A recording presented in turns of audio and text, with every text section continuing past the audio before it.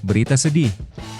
El Ghassing akan segera berpisah dengan Arsenal. Siap culik Isak dan jadikan dia sebagai pemain dengan gaji tertinggi di Arsenal. Liverpool tunjuk Bino Gittens sebagai pengganti Salah, harganya murah.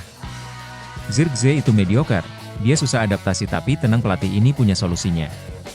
Szczęsny diledek guat Ronaldo. Masa ia perlu pensiun dulu untuk gabung klub besar? Shin Tae-yong, berhentilah aneh-aneh. Tentukan sikap dan formasi superior jika ingin lolos. Messi tegaskan hanya Lautaro Martinez yang bisa menang Ballon d'Or. Kodekah? Modric pecahkan rekor Madrid 58 tahun yang lalu. Jangan lupa subscribe, like dan komen ya bolo. Ada berita menarik seputar masa depan El Ghassing. Manchester United dan sang pemain sepakat untuk berpisah di Januari 2025 nanti. Perlu kalian tahu, Antony direkrut Manchester United dari Ajax Amsterdam di tahun 2022 kemarin.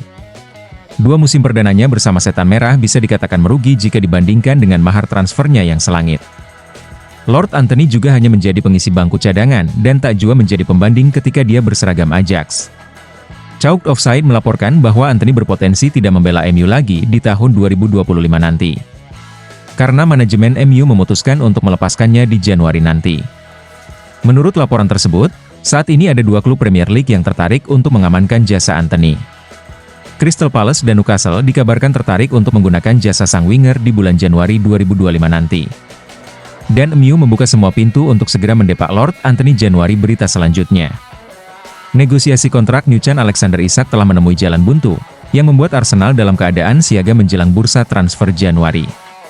Isak yang kini berada di tahun ketiganya di St. James' Park, telah mengukuhkan dirinya sebagai salah satu pemain menyerang yang paling dicari di sepak bola Premier League dengan 36 gol dari 73 penampilan untuk The Magpies. Tentu saja, penampilan Isak yang memukau di lapangan membuatnya memiliki banyak pengagum, dengan sejumlah tim papan atas Eropa yang disebut-sebut tertarik dengan penyerang berusia 25 tahun itu. Namun, Talksport menyatakan bahwa tidak ada tanda-tanda yang jelas bahwa Newcastle akan membuat terobosan mengamankan sang pemain. Inilah yang membuat Arsenal siaga satu untuk menculiknya dari Newcastle. Baik Arsenal dan Tottenham dikatakan mengajukan penawaran senilai 100 juta pound sterling untuk Isak di musim panas, tentunya hal ini lebih menggiurkan ketimbang harus pusing dengan tuntutan gaji selangit bagi Newcastle. Berita selanjutnya. Ada kabar baik datang bagi Liverpool. Winger incaran mereka, Jamie Bino Gittens, dilaporkan punya mahar transfer yang tidak terlalu mahal. Liverpool belakangan ini lagi gencar berburu winger baru. Mereka butuh tambahan tenaga di sektor tersebut setelah Mohamed Salah dilaporkan bakal cabut di musim panas tahun depan. Salah satu pemain yang lagi hangat dikaitkan dengan The Reds adalah Bino Gittens. Winger muda Borussia Dortmund itu belakangan lagi tampil apik di Bundesliga dan performanya menarik perhatian Arne Slot. Football Insider melaporkan bahwa Liverpool tidak akan mendapatkan kesulitan berarti untuk merekrut Bino Gittens. Pasalnya sang winger memiliki klausul rilis yang terjangkau. Menurut laporan tersebut, Borussia Dortmund tidak keberatan untuk menjual Bino Gittens ke Liverpool. Dortmund hanya menginginkan sekitar 60 juta euro untuk jasa sang winger. Jadi jika Liverpool menebus harga itu, maka sang winger akan jadi milik mereka. Berita selanjutnya. Mantan pemain West Ham Paolo Di Canio menilai striker baru Manchester United Joshua Zirkzee terlalu lambat untuk Premier League. Untuk itu, Di Canio menyarankan Setan Merah untuk meminjamkan sang pemain ke klub lain. Zirkzee tampil mengesankan bersama Bologna pada musim lalu. Ia mencetak 12 gol dan membantu Bologna lolos ke Liga Champions. Manchester United kemudian memboyong Zirkzee ke Old Trafford pada musim panas lalu. Zirkzee baru melesatkan 1 gol dan sisanya ia gagal mencetak gol dalam 9 pertandingan terakhirnya. Di Canio menyarankan Setan Merah untuk meminjamkan sang pemain. Saya akan meminjamkan Zirkzee dari Manchester United. Mereka telah membuat keputusan gila selama beberapa tahun dan tidak ada yang berhasil, bahkan Zirkzee yang agak terlalu lambat untuk Premier League, jika Di Canio dilansir Football 365. Mungkin dia akan membuktikan dirinya nanti setelah selesai melakukan adaptasi dengan Premier League. Tapi tidak sekarang, di tengah kekacauan manajemen Zirkzee seperti striker yang kehilangan insting membunuh di depan gawang lawan. Berita selanjutnya.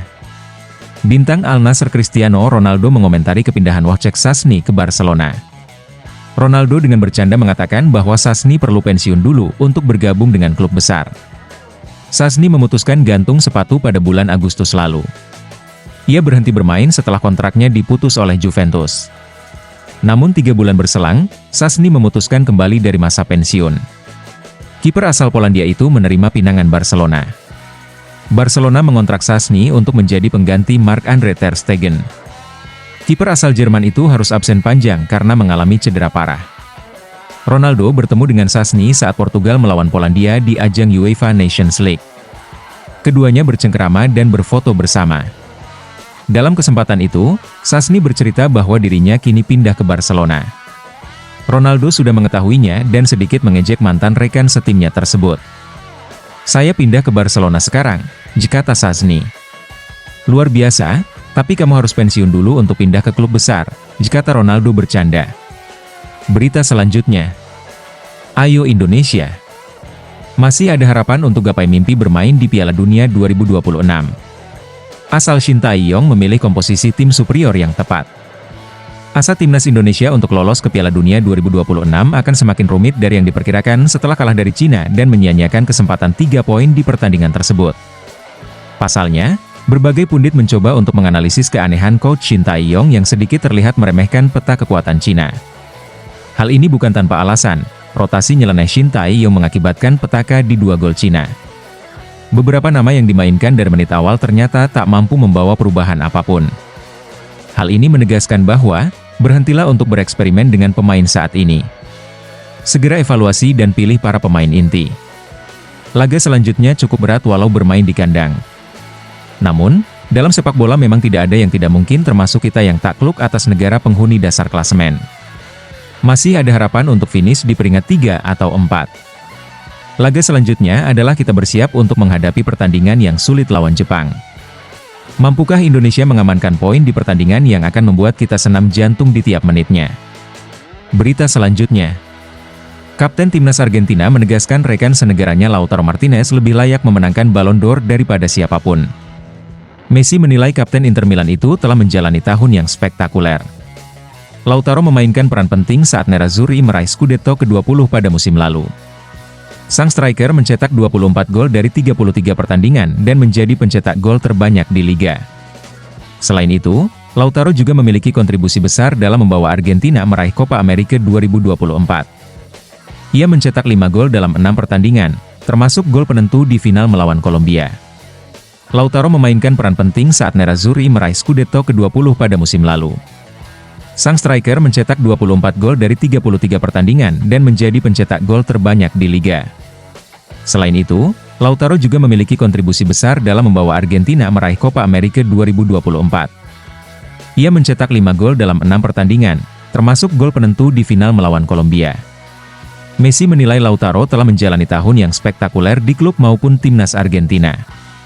Messi pun merasa tidak ada pemain lainnya yang layak mendapat Ballon d'Or ketimbang Lautaro. Ia menjalani tahun yang spektakuler. Ia mencetak gol di final dan menjadi pencetak gol terbanyak, kata Messi seperti dikutip Gazeta. Ia lebih pantas mendapatkan Ballon d'Or daripada siapapun. Luka Modric kemungkinan besar akan mencetak sejarah. Dengan penampilannya yang berikutnya akan memecahkan rekor sepanjang masa sebagai pemain tertua di Real Madrid, yang saat ini dipegang oleh Ferenc Puskás. Modric merayakan ulang tahunnya yang ke-39 bulan lalu, tetapi masih tetap tampil di setiap pertandingan Real Madrid di semua kompetisi musim ini, dengan tampil sebagai starter dalam 5 dari 9 pertandingan La Liga. Dia bahkan ikut tampil selama 90 menit bersama timnas Kroasia melawan Skotlandia dan Polandia, serta bermain selama 77 menit melawan Portugal. Modric kini menjadi pemain tertua di Real Madrid dalam partai La Liga, menyalip Puskás dalam laga terakhirnya di Liga pada bulan November 1965. Sang pemain memecahkan rekor tersebut saat menghadapi Cadiz pada bulan Mei pada usia 38 tahun dan 238 hari. Sekarang, dengan Real Madrid akan menghadapi Celta Vigo dalam lanjutan kompetisi klub akhir pekan ini, Modric akan kembali melampaui Puskás sebagai pemain tertua di klub dalam kompetisi apapun. Sudah 58 tahun dari rekor itu dibuat. Berita selanjutnya. Guglielmo Vicario telah menjadi bahan pembicaraan hangat di musim Tottenham sejauh ini, dengan penampilannya yang mendapat banyak pujian setelah aksi gemilangnya mampu menarik perhatian Inter Milan. Muncul tanda tanya apakah Tottenham seharusnya mengganti Vicario dengan melihat ketidakmampuannya dalam mengomande daerahnya yang telah terbukti menjadi masalah bagi tim. Namun, Saran ini tampaknya agak berlebihan mengingat bahwa sang pemain tetap merupakan penjaga gawang yang luar biasa dan Luciano Spalletti menilai pemain berusia 28 tahun itu sangat baik untuk memberinya debut kompetitif di timnas Italia saat melawan Israel. Menurut laporan Calciomercato, Tottenham hanya bersedia menjual Vicario jika ada tawaran yang luar biasa untuk sang kiper. Inter Milan telah menunjukkan ketertarikan untuk membawa Vicario kembali ke Serie A, namun pemain berusia 28 tahun itu hanya memikirkan Tottenham dan timnas Italia.